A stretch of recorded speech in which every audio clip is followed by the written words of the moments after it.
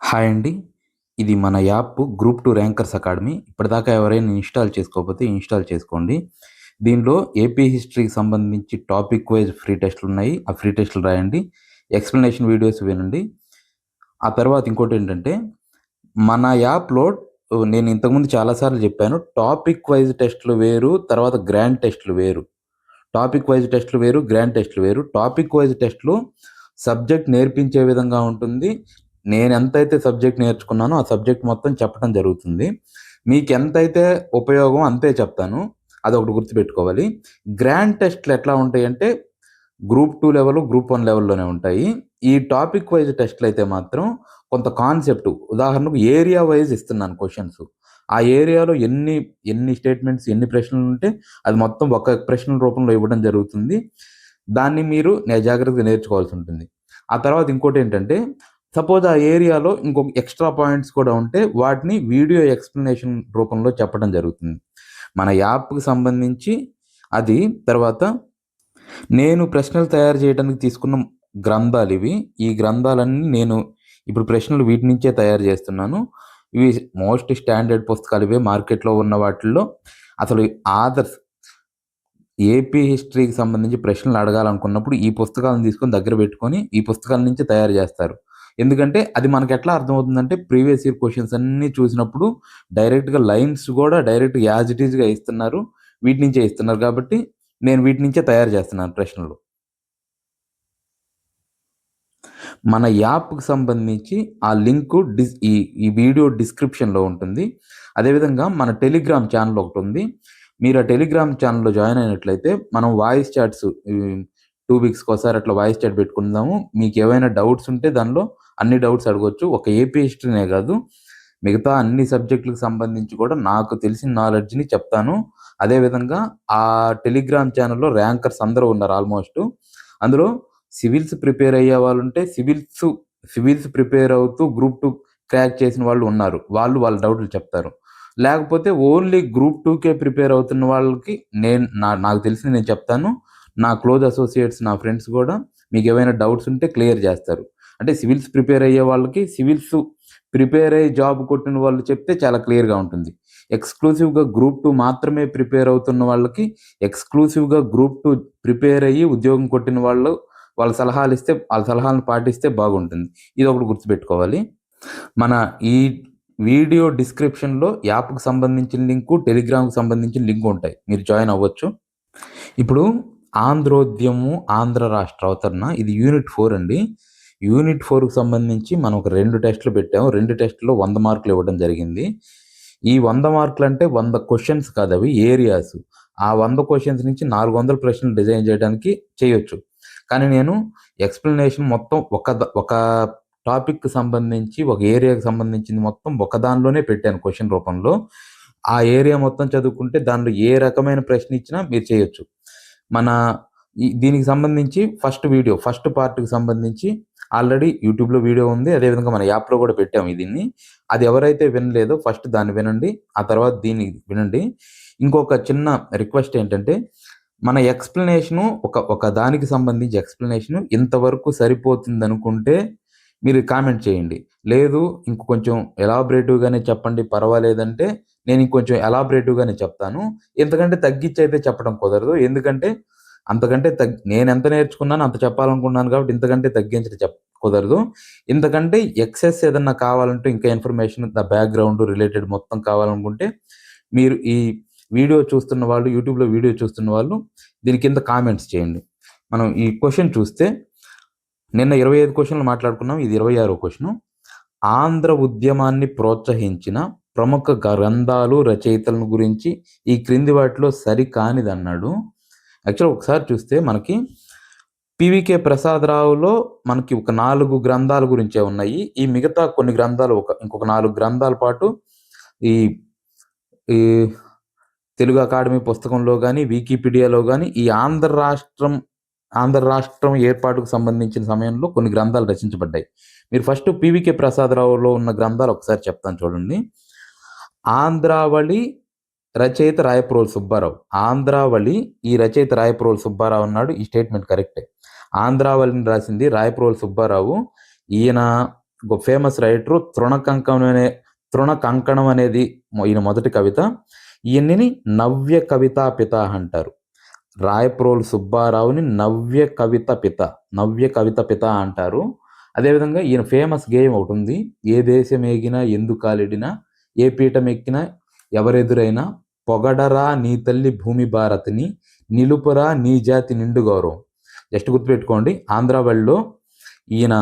ఆంధ్రావళి గ్రంథంలో ఈయన రాసిన ప్రఖ్యాత గేయం ఏ దేశమేగినా ఎందుకాలిడినా. ఇది జాగ్రత్త గుర్తుపెట్టుకోవాలి. ఆ తర్వాత ఆంధ్ర మాతృస్తవం అనేది మన పివికే ప్రసాదరావులో ఉంది. ఆంధ్ర మాతృస్తవం రాసింది గడ్డం కొండారెడ్డి. ఆంధ్ర ప్రశస్తి విశ్వనాథ సత్యనారాయణ. ఈ స్టేట్మెంట్ కరెక్టే. ఆంధ్ర ప్రశస్తి విశ్వనాథ సత్యనారాయణ. ఇది తప్పండి.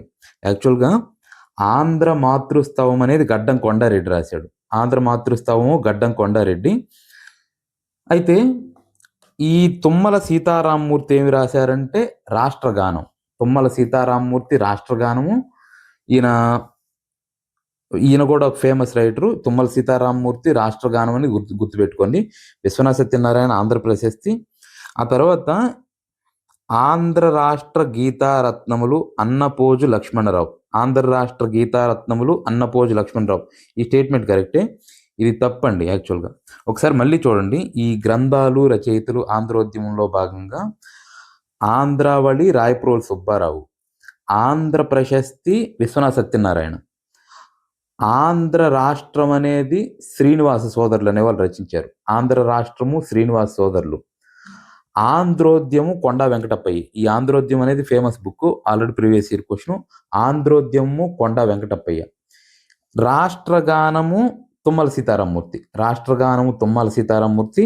ఇక్కడ తెలుగు లెంక ఆంధ్ర మాతృస్తవం అని ఉన్నాయి. అవి గడ్డం కొండారెడ్డి తెలుగు లెంక ఆంధ్ర మాతృస్తవము.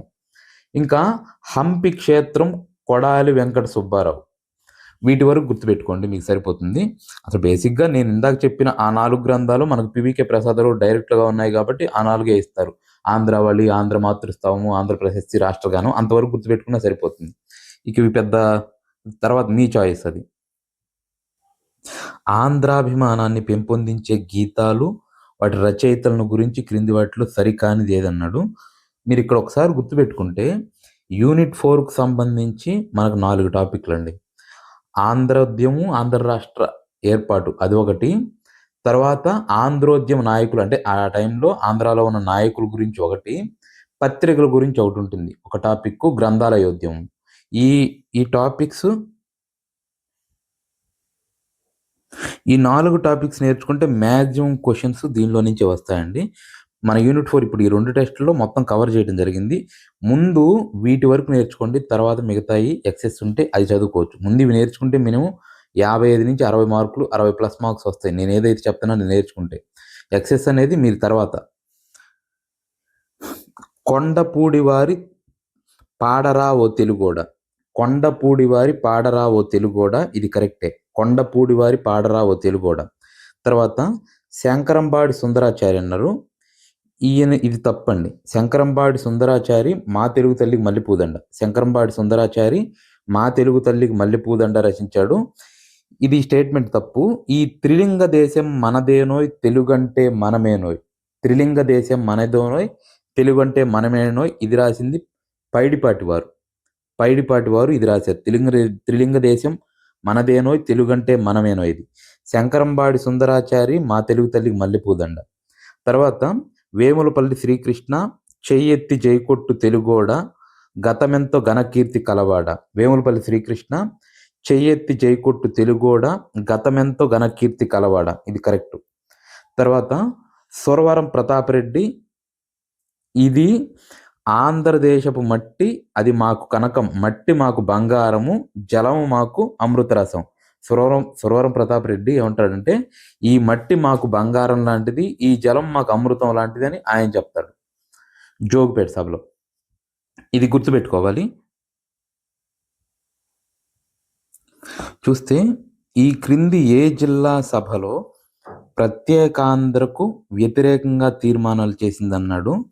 యాక్చువల్‌గా ఇది కొంచెం ఎక్స్‌ప్లనేషన్ ఉంటుంది చూడండి ఒకసారి. అది నెల్లూరు సభ అండి. నెల్లూరు సభ బ్యాక్‌గ్రౌండ్ ఏంటంటే మనకి ఆంధ్ర మహాసభ సమావేశాలు జరుగుతాయి 1913 నుండి.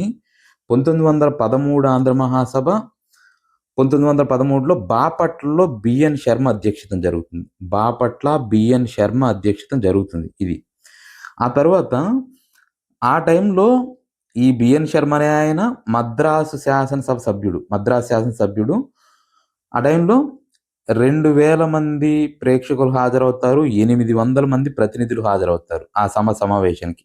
2000 మంది 2000 మంది ప్రేక్షకులు, 800 ప్రతినిధులు హాజరవుతాడు. అనేక ప్రాంతాల నుంచి హాజరవుతారు. హైదరాబాదు, వరంగల్లు, నాగ్‌పూర్ నుంచి హాజరవుతారు. ఈయన ఆ సభలో ఈ శర్మ గారు ఫస్ట్ ఏమంటాడంటే ఈయన ఆంధ్రులు ఆంగ్ల ప్రభుత్వం పట్ల విధేయత చూపాలి. అదేవిధంగా మనం సమిష్టిగా ఆంధ్రుల ఉన్నతికి పాటుపడాలని చెప్పి ఇంకా ఏమంటాడంటే ఈయన మనం ప్రప్రథమంగా భారతీయులం. ఆ తరువాతే ఆంధ్రులం అని ఈయన చెప్తాడు. సరే అది ఆయన చెప్తాడు. చెప్పిన తర్వాత ప్రత్యేక ఆంధ్ర తీర్మానాన్ని వేమవరపు రామదాసు పంతులు. ప్రత్యేక ఆంధ్ర రాష్ట్ర తీర్మానాన్ని వేమవరపు రామదాసు పంతులు అనే ఆయన ప్రతిపాదిస్తాడు. అయితే ఈ సభలోనే న్యాపతి సుబ్బారావు, మోచెర్ల రామచంద్రరావు, గంటి వెంకట్రామయ్య. న్యాపతి సుబ్బారావు, మోచెర్ల రామచంద్రరావు, గంటి వెంకట్రామయ్య వీళ్ళు ఈ తీర్మానాన్ని వ్యతిరేకిస్తారు. దానికి కారణం ఏంటంటే ఈ సభలో నిర్ణయించడం కరెక్ట్ కాదు. మనం దీని గురించి ఇంకా కొంత డిస్కస్ చేసుకుందాం. తర్వాత చూద్దామని వీళ్ళు అంటారు. కంప్లీట్‌గా వ్యతిరేకించడం కాదు.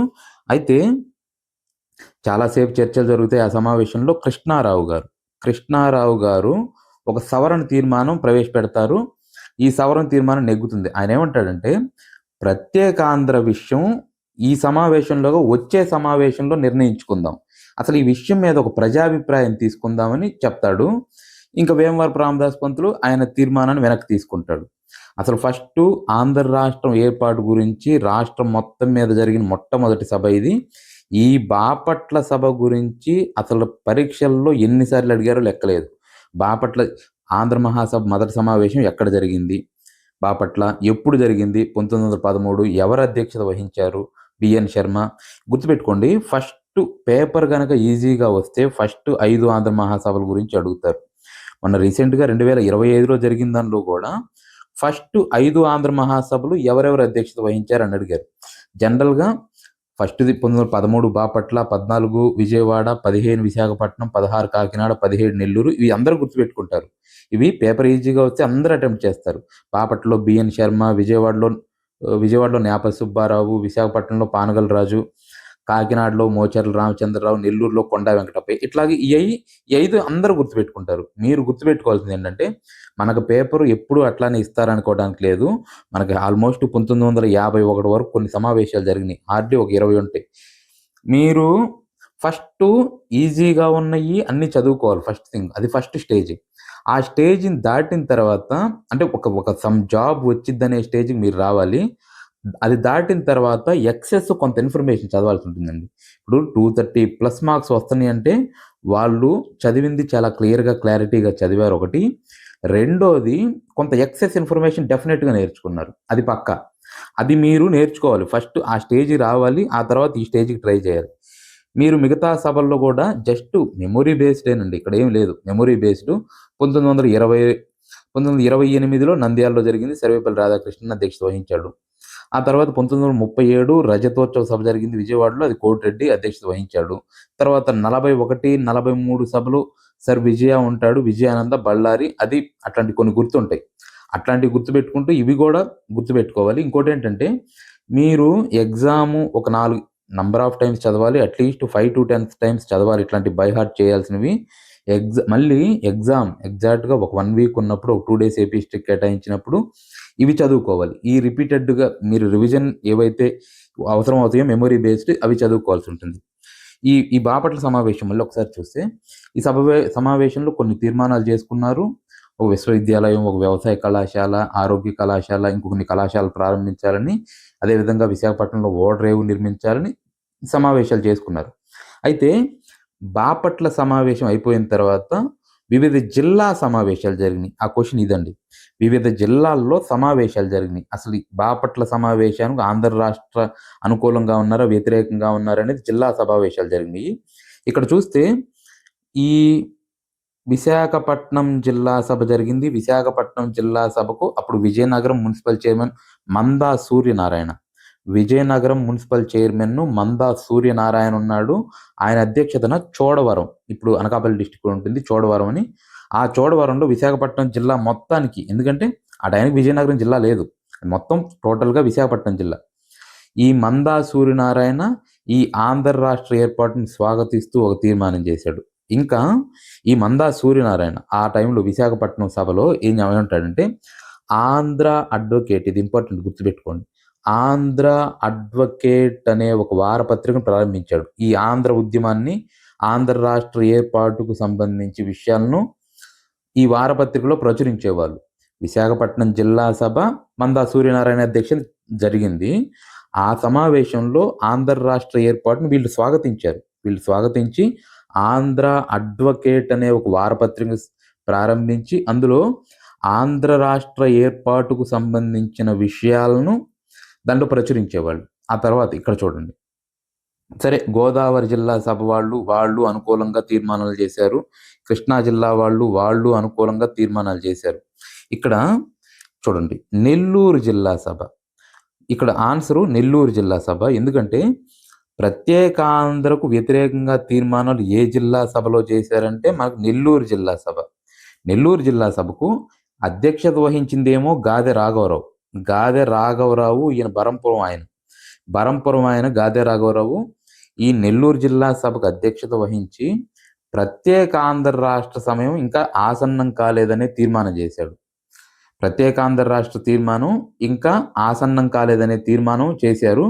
ఈ నెల్లూరు జిల్లా సభలో ఈ ప్రత్యేక ఆంధ్ర రాష్ట్రానికి వ్యతిరేకంగా తీర్మానాలు చేశారు. యాక్చువల్గా దానికి కారణం ఏంటంటే నెల్లూరు కంప్లీట్గా మద్రాసు పక్కనే ఆనుకొని ఉంటుంది, మన పాత జిల్లాలను చూస్తే మద్రాసు ఆనుకొని ఉంటుంది. ఇప్పుడంటే సరే అది తిరుపతి డిస్టిక్ మద్రాసు ఆనుకొని ఉంటుంది, నెల్లూరు కొంతవరకు పరిమితమైంది.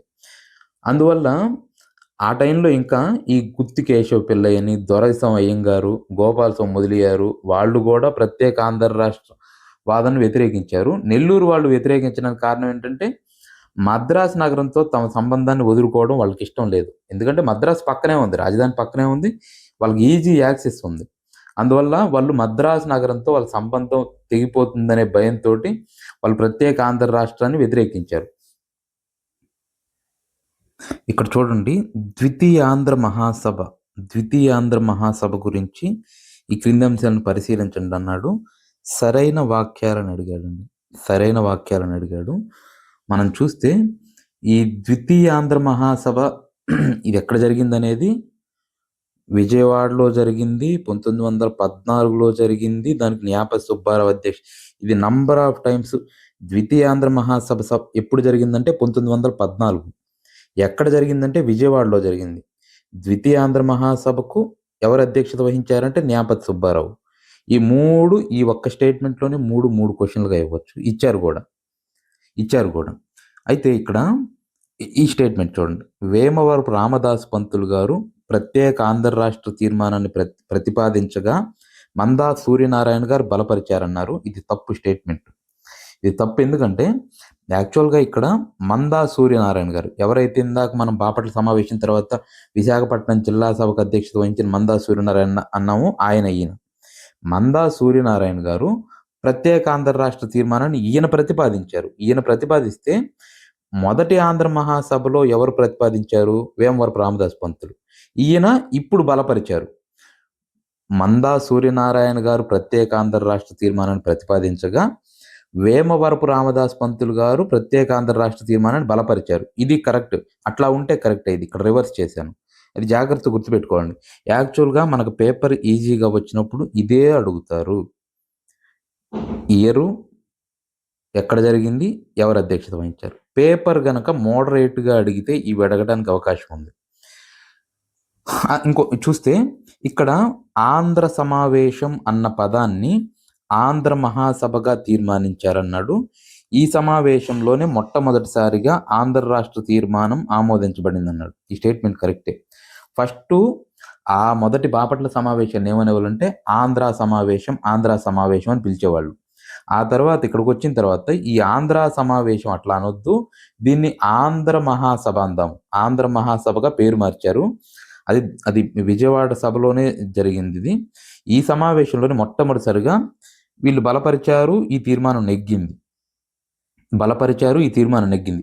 యాక్చువల్గా మొదటి ఆంధ్ర మహాసభలో 3 వ్యక్తులు దాన్ని వ్యతిరేకించారన్నాం కదా. ఈ న్యాపతి సుబ్బారావు ఈయన ద్వితీయ సమావేశానికి అధ్యక్షత వహించారు. ఇంకా ఆయన మోచర్ల రామచంద్రరావు వ్యతిరేకించాడు మొదట ఆంధ్ర మహాసభ సమావేశంలో. ఆయన 1916 కాకినాడ ఆంధ్ర మహాసభకు అధ్యక్షత వహించాడు. ఇంకొక ఆయన గంటి వెంకటరామయ్య. అది పక్కన పెడితే ఈ ఆంధ్ర రాష్ట్ర తీర్మానం ఈ సమావేశంలో నెగ్గింది. ఆ తర్వాత ఈ సమావేశంలో కొన్ని తీర్మానాలు చేసుకున్నారు. మొదట ఆంధ్ర మహాసభ సమావేశంలో కొన్ని తీర్మానాలు చేసుకున్నారు. అదేవిధంగా ఈ సమావేశంలో ఏం తీర్మానాలు చేశారంటే ఇంజనీరింగ్ కళాశాల ఏర్పాటు చేయాలని, ప్రత్యేక ఆంధ్ర రాష్ట్రం ప్రజాభిప్రాయం ద్వారా ఏర్పాటు కావాలని తీర్మానించారు. రెండవ ఆంధ్ర మహాసభలో ఒక ఇంజనీరింగ్ కళాశాల ఏర్పాటు చేయాలి, ప్రత్యేక ఆంధ్ర రాష్ట్రం ప్రజాభిప్రాయం ద్వారా ఏర్పాటు కావాలనే ఈ సమావేశంలో తీర్మానించారు. సో ఆన్సర్ ఇది ఏసిడి. బి తప్పు. బిలో జస్ట్ రివర్స్ అయింది. మందా సూర్యనారాయణ ప్రతిపాదించారు, వేమవరపు రామదాస్ పంతులు బలపరిచారు. అంతవరకు ఉంటే కరెక్ట్ అయ్యేది. నెక్స్ట్ చూస్తే 1915 డిసెంబర్లో వార్షిక సమావేశంలో ఎవరి అధ్యక్షతన ఆంధ్రాకు చెందిన 46 మంది ప్రతినిధుల బృందం తెలుగు జిల్లాలతో ఆంధ్ర రాష్ట్రాన్ని ఏర్పాటు చేయాలని ఐఎన్సి అధ్యక్షుడికి వినతిపత్రం సమర్పించిందన్నాడు. ఇక్కడ ఒకసారి చూస్తే మీరు దీనికి ఆన్సర్ ఏంటంటే కొండా వెంకటప్పయ్య. ఇది 1915 సమావేశం అండి. 1915 సమావేశం ఎక్కడ జరిగిందంటే 1915 ఐఎన్సి సమావేశము బొంబాయిలో సత్యేంద్ర ప్రసాద్ సిన్హా అధ్యక్షత జరిగింది. అది మనకి మోడర్న్ హిస్టరీలో ఇంపార్టెంట్, ఇండియన్ హిస్టరీలో. 1915 ఐఎన్సి సమావేశం బొంబాయి, సత్యేంద్ర ప్రసాద్ సిన్హా. ఇది గుర్తుపెట్టుకోండి. ఆ సమయంలో 46 మంది ప్రతినిధులు గల ఒక బృందము వెళ్ళి ప్రత్యేక ఆంధ్ర రాష్ట్రాన్ని తెలుగు జిల్లాలతో ఏర్పాటు చేయండి అని ఐఎన్సి అధ్యక్షుడికి కొండా వెంకటప్పయ్య నేతృత్వంలో ఒక రిక్వెస్ట్ లెటర్ ఇచ్చారు. అది ఇంపార్టెంట్. ఇది ఒకటి ఇంపార్టెంట్. 1915 నాటిది ఇది ఇంపార్టెంట్. అదేవిధంగా 1916లో నిన్న క్వశ్చన్ చెప్పుకున్నాం మనం. అంబికా చరణ్ మజుందారు, ఏసీ మజుందార్ అధ్యక్షతన లక్నోలో జరిగితే అప్పుడు భారత రాష్ట్రాల పునర్వ్యవస్థీకరణ, ఇది 1915. ఇది 1916లో భారత రాష్ట్రాల పునర్వ్యవస్థీకరణ అనే పేరుతోటి కరపత్రాలను కొండా వెంకటప్పయ్య, పట్టాభి సీతారామయ్యలు రాసి వాటిని అక్కడున్న కాంగ్రెస్ నాయకులకి, కార్యకర్తలకి పంచారు. అది 1916లో జరిగింది. అదొకటి. అయితే ఈ ప్రతినిధుల బృందం ఎవరి నాయకత్వం, ఇక్కడ ఇంకోటి చూడండి. మాంటెగు చెమ్స్ఫార్డుని న్యాపతి సుబ్బారావు నాయకత్వంలో 21 మంది ప్రతినిధుల బృందం కలుసుకొని ప్రత్యేక ఆంధ్ర రాష్ట్రాన్ని ఏర్పాటు చేయాలనేది ఎవరు అధ్యక్షతన అంటే న్యాపతి సుబ్బారావు అధ్యక్షతన వీళ్ళు వెళ్ళి కలుసుకున్నారు. మాంటెగు చెమ్స్ఫార్డుని కలుసుకొని ప్రత్యేక ఆంధ్ర రాష్ట్రం ఏర్పాటు చేయాలని ఒక వినతి పత్రం ఇచ్చారు. అది మనం తర్వాత చూద్దాం. అది ఇక్కడ కొండా వెంకటప్పయ్య అనేది 1915 ఐఎన్సి సత్యేంద్ర ప్రసాద్ సిన్హా అనేది గుర్తుపెట్టుకోండి. మూడవ ఆంధ్ర మహాసభ గురించి క్రింద అంశాలను పరిశీలించండి అన్నాడు. సరైన వాక్యాలను అడిగాడండి. సరైన వాక్యాలు ఇక్కడ ఒకసారి చూస్తే మూడవ ఆంధ్ర మహాసభ 1915 మేలో విశాఖపట్నంలో పానుగంటి రాజా రామరాయనీయం గారు అధ్యక్షత, ఈయన పానగల రాజా అంటారు, అధ్యక్షత జరిగిందన్నాడు. ఈ స్టేట్మెంట్ కరెక్టే. తర్వాత తెలుగులో విద్యాభ్యాసం, సెకండరీ పాఠశాల విద్య మాతృభాషలోనే జరగాలని, నాయకులు ఇచ్చే ఉపన్యాసాలు తెలుగులోనే ఉండాలని తీర్మానించారు ఈ సభలోనే. ఈ స్టేట్మెంట్ కరెక్టే. ప్రముఖ దినపత్రిక హిందూ తెలుగులో విద్యా బోధనను ప్రవేశపెట్టాలనే కోరికను సమర్థించిందన్నాడు. ఈ స్టేట్మెంట్ తప్పు. కారణం ఏంటంటే ఈ ప్రముఖ తమిళ దినపత్రిక స్వదేశీ మిత్రన్ అనేది తెలుగులో విద్యా బోధన ప్రవేశపెట్టాలనే కోరికను సమర్థించింది. ఇక్కడ హిందూ ఇచ్చాను కాబట్టి ఇది తప్పు. ఇక్కడ స్వదేశీ మిత్రుడు ఉంటే కరెక్ట్ అయ్యేది. ఒకసారి మనం ఆన్సర్ చూస్తే ఇది ఏబి. ఇది తప్పు కాబట్టి ఏబి. ఒకసారి మనం చూస్తే 3వ ఆంధ్ర మహాసభ విశాఖపట్నం పానుగంటి రాజా రామరాయణం గారి అధ్యక్షతన జరిగింది. అది ఖచ్చితంగా ఇంపార్టెంట్. నంబర్ ఆఫ్ టైమ్స్ అడిగారు దీని వరకు. ఆ తర్వాత ఇది కూడా అడిగారు. ఈ ప్రముఖ దినపత్రిక స్వదేశీ మిత్రన్ అనేది తెలుగులో విద్యా బోధన ప్రవేశపెట్టాలనే కోరికను సమర్థించింది ఏది అంటే అది ఈ స్వదేశీ మిత్రన్ అనేది అది కరెక్టే. తర్వాత ఈ సమావేశంలో చేసిన తీర్మానాలు ఒకసారి చూడండి. ఓన్లీ తెలుగు గురించి ఎక్కువ తీర్మానాలు చేశారండి. ఏం చేశారంటే సెకండరీ పాఠశాల విద్య మాతృభాషలోనే జరగాలని ఒకటి తీర్మానం. తెలుగు భాషను ముందు ప్రోత్సహించాలి, తెలుగులో విద్యాభ్యాసం చేయాలి, ఇదొకటి. నాయకులు ఇచ్చే ఉపన్యాసాలు కూడా తెలుగులోనే ఉండాలి. ఇప్పుడు ఆంగ్లంలో మాట్లాడేవాళ్ళు లేకపోతే తమిళ్లో కూడా ఒక్కొక్కసారి మాట్లాడేవాళ్ళు కొంతమంది. నాయకులు ఇచ్చే ఉపన్యాసాలు కూడా తెలుగులో ఉండాలని ఇదొక తీర్మానం చేశారు. ఇంకొక ఇంపార్టెంట్ తీర్మానం ఏంటంటే 11 తెలుగు జిల్లాలను ప్రత్యేక రాష్ట్రంగా రూపొందించడం న్యాయం మరియు ఆవశ్యకమని దీనిలో తీర్మానాలు చేశారు. మనకి రెండవ ఆంధ్ర మహాసభ న్యాపతి సుబ్బారావు దాంట్లో ఇంపార్టెంట్ తీర్మానం ఏంటంటే ప్రజాభిప్రాయం ద్వారా ప్రత్యేక ఆంధ్ర రాష్ట్రం ఏర్పాటు చేయాలనే తీర్మానం రెండవ ఆంధ్ర మహాసభ. 3వ ఆంధ్ర మహాసభలో తెలుగుకు సంబంధించినవన్నీ మీరు గుర్తుపెట్టుకోవాలి. ఇంకోటి ఈ 11 తెలుగు జిల్లాలను అంటే తెలుగు మళ్ళీ ఇది కూడా తెలుగే. ఈ 11 తెలుగు జిల్లాలను ప్రత్యేక రాష్ట్రంగా రూపొందించడము ఆవశ్యకము మరియు న్యాయం అని చెప్పారు ఈ సభలో. ఇది 3వ ఆంధ్ర మహాసభ. యాక్చువల్గా ఈ తెలుగుకు సంబంధించిన తీర్మానాలు ఇట్లా చేయడం వల్ల ఇక్కడ చిలకమర్తి లక్ష్మీ నరసింహం దీన్ని బాగా బలపరిచాడు. ఇది 4వ ఆంధ్ర మహాసభ గురించి ఈ క్రింది అంశాలను పరిశీలించండి అన్నాడు. సరైన వాక్యాలను అడిగాడు. చూడండి ఒకసారి. 4వ ఆంధ్ర మహాసభ 1916లో జరిగింది. కాకినాడ, మోచర్ల రామచంద్రరావు. 1916 మే నెల, కాకినాడ, మోచర్ల రామచంద్రరావు. ఇది జాగ్రత్త గుర్తుపెట్టుకోవాలి. తర్వాత భారతీయులను సైన్యంలో చేరడానికి సంబంధించి బ్రిటిష్ ప్రభుత్వం విధించిన ఆంక్షలను ఎత్తివేయాలని తీర్మానించారన్నారు. ఈ స్టేట్మెంట్ కరెక్టే. ఇది కరెక్టే. ఆన్సర్ ఇది. ఇక్కడ ఒకసారి చూస్తే కాకినాడ, మోచర్ల రామచంద్రరావు. ఈ మోచర్ల రామచంద్రరావు దక్షిణ భారత గోఖలే అని బిరుదుందండి. దక్షిణ భారత గోఖలే ఎవరంటే మోచర్ల రామచంద్రరావు. కాకినాడలో జరిగింది. అయితే ఈ సభ యొక్క ప్రత్యేకత చూడండి. ఆంధ్ర రాష్ట్రానికి సంబంధించిన తీర్మానాన్ని న్యాపతి సుబ్బారావు ప్రవేశపెట్టాడు. ఆంధ్ర రాష్ట్ర ఏర్పాటుకు సంబంధించిన తీర్మానాన్ని న్యాపతి సుబ్బారావు ప్రవేశపెట్టాడు. ఇక్కడ గతంలో నెల్లూరు జిల్లా సభాధ్యక్షుడు ఆయన 1913 నెల్లూరు జిల్లా సభాధ్యక్షుడు గాదె రాఘవరావు, బరంపురం వాసని మనం ఇప్పుడే చెప్పుకున్నాం. బరంపురం ఆయన గాదె రాఘవరావు అనే ఆయన ఇప్పుడు ఈ ఆంధ్ర రాష్ట్రం న్యాపతి సుబ్బారావు ప్రవేశపెట్టిన ఆంధ్ర రాష్ట్ర తీర్మానాన్ని ఈయన ఇప్పుడు సమర్థించాడు ఈ సభలో. ఇది 4వ ఆంధ్ర మహాసభలో జరిగింది. న్యాపతి సుబ్బారావు తీర్మానాన్ని ప్రవేశపెట్టాడు. దాన్ని గాదె రాఘవరావు సమర్థించాడు, ప్రత్యేక ఆంధ్ర రాష్ట్రం ఏర్పాటు కావాలని. ఈ సభలో ఒకానొక తీర్మానం ఇదండి. అప్పటిదాకా రకరకాల కారణాల వల్ల ఆంధ్రులు సైన్యంలో చేరడానికి ఆంక్షలు ఉండేవి. వాటిని ఎత్తివేయాలని వీళ్ళు రిక్వెస్ట్ చేసుకున్నారు. ఈ సభలో రిక్వెస్ట్ చేసుకున్నారు. దానికి బ్రిటిష్ ప్రభుత్వం స్పందించింది, వెంటనే ఆంక్షలు ఎత్తేసింది. ఇది ఈ తీర్మానంలో కొంతవరకు సక్సెస్ అయినట్టు. ఇంకా ఈ సభలోనే 1916 సభలో ఆంధ్రులకు PCC Pradesh Congress committee, provincial Congress committee, ఆంధ్రులకు సపరేట్గా ఆంధ్ర రాష్ట్ర కాంగ్రెస్ కమిటీ అంటే తెలుగు జిల్లాల వరకు. అప్పుడు మనకు పిసిసి ఎట్లా ఉండేదంటే మద్రాస్ ప్రెసిడెన్సీ మొత్తానికి ఒక పిసిసి, ఒక రాష్ట్ర కమిటీ ఉండేది, కాంగ్రెస్ కమిటీ. అట్లా కాదు, మాకు సపరేట్గా ఆంధ్రాలో తెలుగు మాట్లాడే జిల్లాల వాళ్ళందరికీ ఒక ప్రావిన్షియల్ కాంగ్రెస్ కమిటీని ఏర్పాటు చేయాలని ఒక తీర్మానం చేశారు. ఈ తీర్మానం నెగ్గింది. 1950లో ఏర్పడిన విభజన కమిటీ, పార్టిషన్ కమిటీలో మెజారిటీ నిర్ణయంతో ఏకీభవించలేక ఎవరు అసమ్మతి వాక్య డిసెంటింగ్ నోట్ను వ్రాసి సమర్పించారన్నాడు. దానికి ఆన్సర్ ఏంటంటే టంగుటూరు ప్రకాశం పంతులు అండి.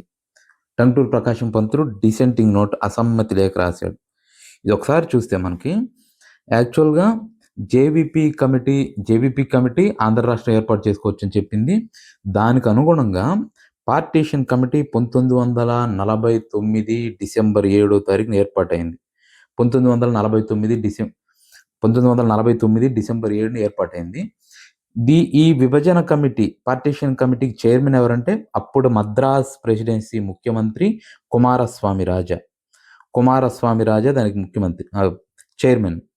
అయితే దీంట్లో ఆంధ్ర సభ్యులు 9 ఉన్నారు, తమిళనాడు సభ్యులు 9 ఉన్నారు. అందులో చూస్తే ఆంధ్ర వాళ్ళు ఎవరెవరు ఉన్నారంటే టంగుటూరి ప్రకాశం పంతులు, బెజవాడ గోపాలరెడ్డి, నీలం సంజీవ్ రెడ్డి, వీళ్ళతో పాటు కళా వెంకట్రావు. ఇక్కడ గుర్తుపెట్టుకోండి, ప్రకాశం పంతులు, బెజవాడ గోపాలరెడ్డి, నీలం సంజీవ్ రెడ్డి తర్వాత ముఖ్యమంత్రులు అయ్యారు. కళా వెంకట్రావు ఉన్నాడు. ఆ తర్వాత తమిళులు ఎవరెవరంటే కుమారస్వామి రాజా ఆల్రెడీ చైర్మన్, ఆయన కాకుండా భక్తవత్సలము, మాధవన్ మీనను, టిటి కృష్ణమాచారి, వీళ్ళు టిటి కృష్ణమాచారి. అయితే యాక్చువల్గా ప్రకాశం పంతులు ఏమంటాడంటే ఆంధ్ర రాష్ట్రం కొత్తగా ఏర్పడుతుంది, అందువల్ల ఆంధ్ర రాష్ట్ర రాజధానిని ఏర్పాటు చేసుకునేదాకా ఆంధ్ర రాష్ట్ర రాజధాని మరియు హైకోర్టు ఇంక ఇతర కార్యకలాపాలన్నీ మద్రాసులో ఉండి చేసుకుంటాము అని ఈయన అంటాడు. అయితే దీనికి ఈ తమిళులు ఒప్పుకోరు, అసలు వాళ్ళు ఒప్పుకోరు. ఇంకా సమస్య ఏంటంటే ఆస్తులు అప్పుల పంపకం మీద కూడా ఈయన చెప్పిన దానికి వాళ్ళు తమిళులు ఒప్పుకోరు. యాక్చువల్గా ఆంధ్రాలో ఉన్న ఈ 9 నాయకుల్లో, ఆంధ్రాల నుంచి వెళ్ళిన 9 నాయకుల్లో ఒక టంగుటూరి ప్రకాశం చాలా స్ట్రాంగ్గా మాట్లాడతాడు, మిగతా వాళ్ళు నార్మల్గా ఉంటారు. ఈయన చెప్పిన ఆస్తులు అప్పుల పంపకము తర్వాత రాజధాని హైకోర్టు మద్రాసులో ఉండడానికి వాళ్ళు అసలు ఒప్పుకోరు. ఇంక ఈయన ఏం చేస్తాడంటే ఆ కమిటీ నుంచి బయటకు వచ్చేసి ఒక డిసెంటింగ్ నోట్, ఒక అసమ్మతి లేఖను రాస్తాడు. అసమ్మతి లేఖను రాసి దాన్ని డైరెక్ట్గా నెహ్రూకి సమర్పిస్తాడు. ఆ టైంలో ఏం జరుగుతుందంటే ఈ అసమ్మతి లేఖను అడ్డు పెట్టుకొని వాళ్ళు ఈ విభజన కమిటీ నివేదిక అసలు ఏకగ్రీవమైంది కాదు, టంగుటూరి ప్రకాశం పంతులు వేరుగా ఇచ్చాడు, మిగతా వాళ్ళు వేరుగా నివేదిక ఇచ్చారని ఈ ఆంధ్ర రాష్ట్ర ఏర్పాటు ప్రక్రియను భారత ప్రభుత్వం కొంతకాలం వాయిదా వేసింది. ఇది మీరు ఇక్కడ ఇప్పుడు దాకా నేను చెప్పిన దాంట్లో గుర్తుపెట్టుకోవాల్సింది ఏంటంటే తమిళ సభ్యులు ఎవరెవరు, తెలుగు సభ్యులు ఎవరెవరు, ఇది గుర్తుపెట్టుకోవాలి. డిసెంటింగ్ నోట్ ఎవరు రాశారనేది గుర్తుపెట్టుకోవాలి. ఈ పార్టీషన్ చైర్మన్ కుమారస్వామి రాజా అధ్యక్షుడు అనేది గుర్తుపెట్టుకోవాలి. ఇది ఎప్పుడు ఏర్పడిందంటే 1949 డిసెంబర్ 7వ తారీఖు ఏర్పడిందని గుర్తుపెట్టుకోవాలి. 50లో ఈ కమిటీ నివేదిక ఇచ్చింది. ఈ గుర్తుపెట్టుకోవాలి, ఖచ్చితంగా ఈజీగా ఉంటుంది క్వశ్చన్. 1951లో ఖోసలా కమిటీ ఎందుకోసం ఏర్పాటైందన్నాడు చూస్తే కృష్ణా పెన్నార్ ప్రాజెక్టును పరిశీలించుటకు ఈ కోసలా కమిటీ. మీరు ఒక్కటి గుర్తుపెట్టుకోండి, ఈ వరుస కమిటీలన్నింటినీ మీరు గుర్తుపెట్టుకోవాల్సిందే.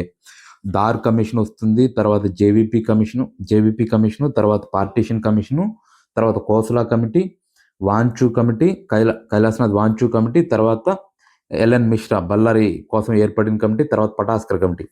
యాక్చువల్గా ఈ వరుస క్రమము మొన్న గ్రూప్ 2 2025లో ఈ వరుస క్రమం మీద క్వశ్చన్ అడిగారు, అంటే కాలానుక్రమంగా అమర్చమని అడిగాడు. మీరు ఇది జాగ్రత్తగా గుర్తుపెట్టుకోవాలి.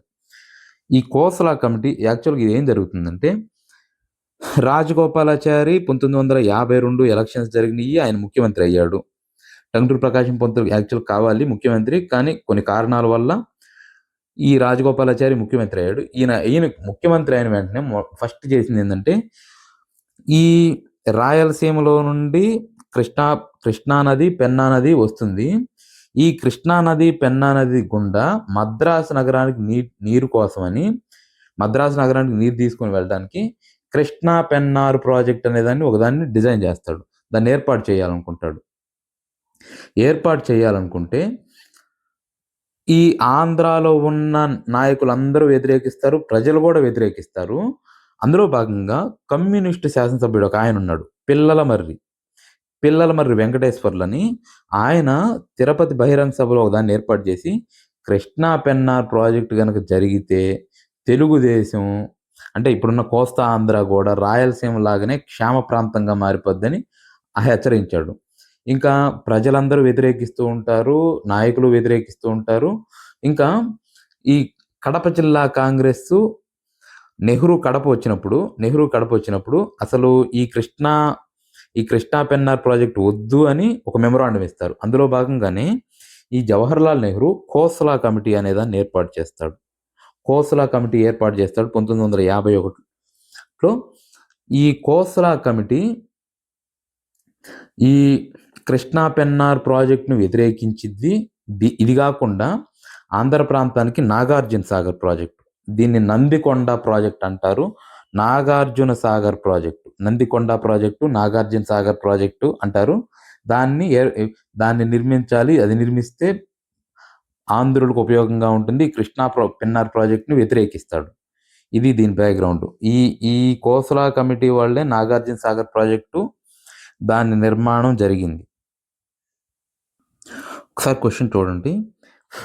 కాశీనాథుని నాగేశ్వరరావు గురించి క్రింది అంశాలను పరిశీలించండి అన్నాడు. సరికాని వాక్యాలను అడిగాడు.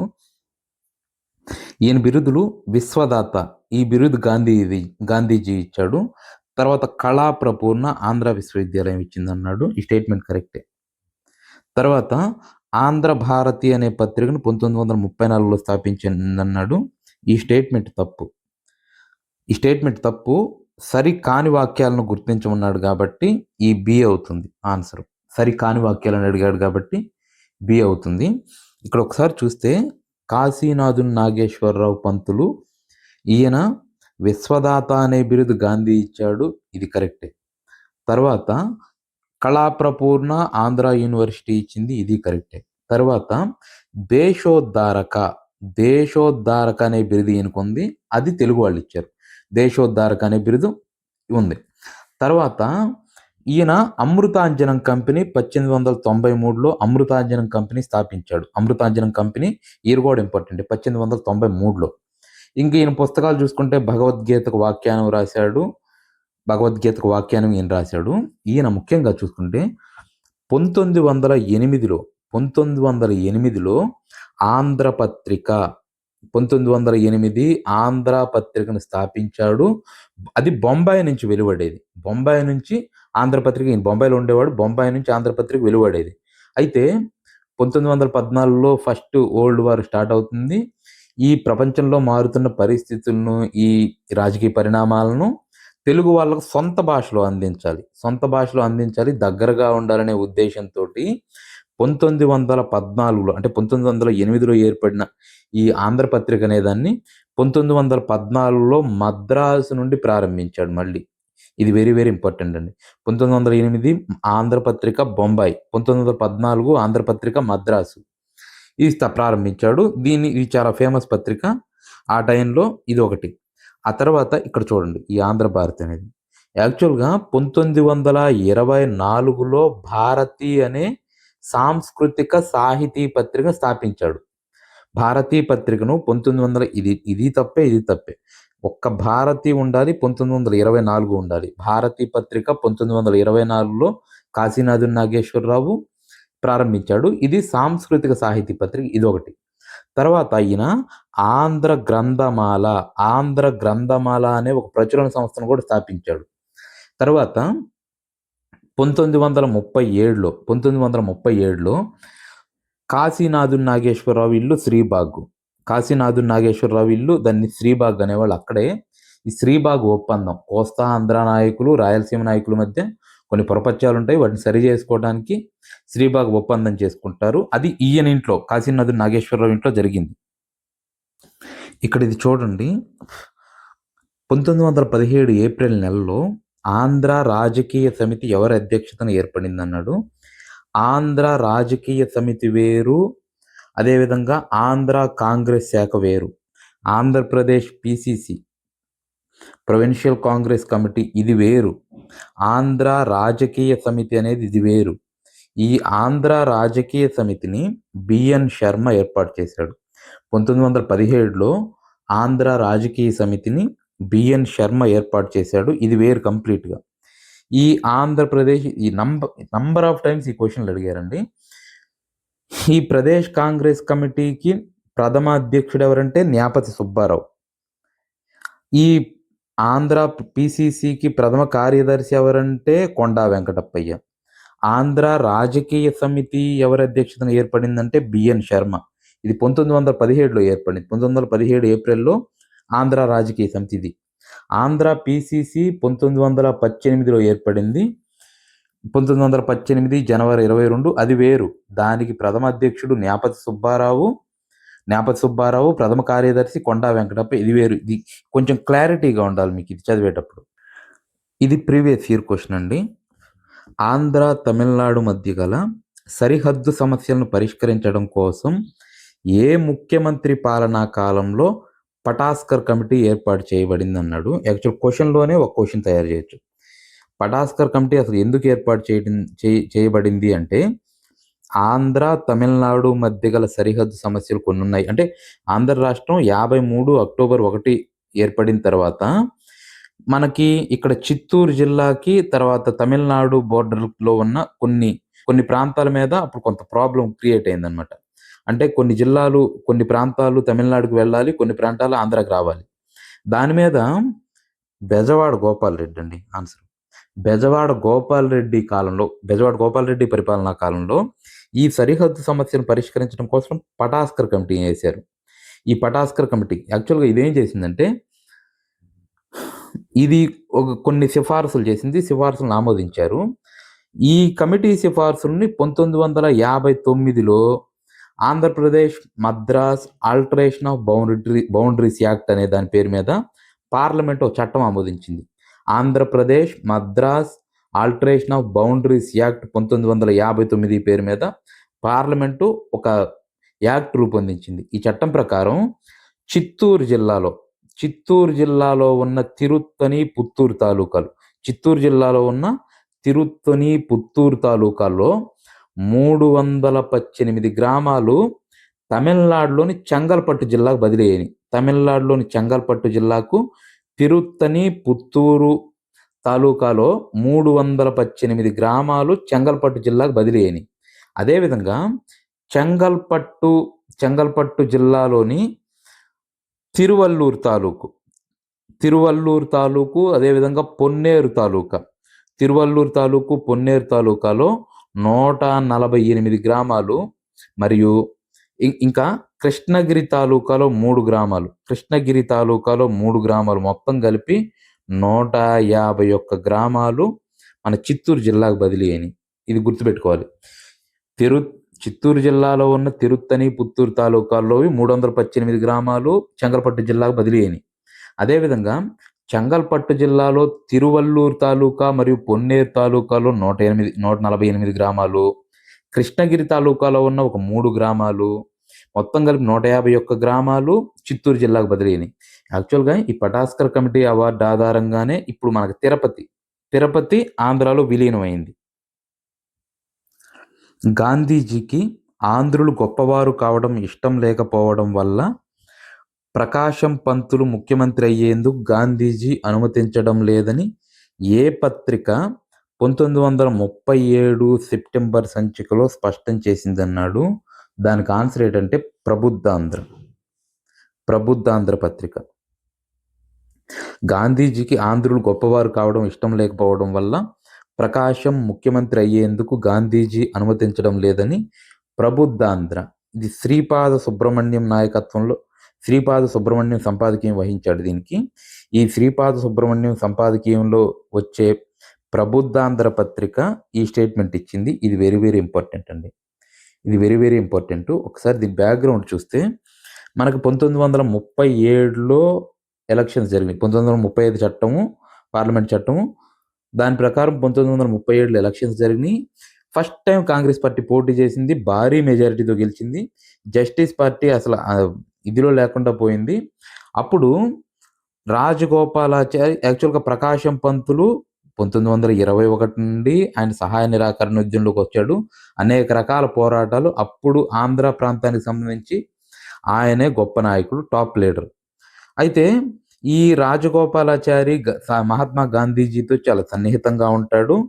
ఈయన మహాత్మా గాంధీజీకి కూడా ఈయనంటేనే ఫస్ట్ ప్రిఫరెన్స్. అయితే మహాత్మా గాంధీజీ మన ప్రకాశం పంతులు గారికి చెప్తాడు, నువ్వు ఈసారికి ఆగు, మన రాజగోపాలాచారిని ముఖ్యమంత్రిని చేద్దామని. యాక్చువల్గా టంగుటూరి ప్రకాశం పంతులు ఆయన చేసిన త్యాగాలు అసలు ఎవరూ చేయలేదు. కోట్ల సంపదను మొత్తం ప్రజలకు వదిలేసి కేవలం జాతి కోసం, దేశం కోసం రాష్ట్రం కోసం మాత్రమే పోరాడిన నాయకుడు ఆయన. గాంధీజీ అప్పటికే దేశ స్థాయిలో ఆయన గొప్ప నాయకుడు.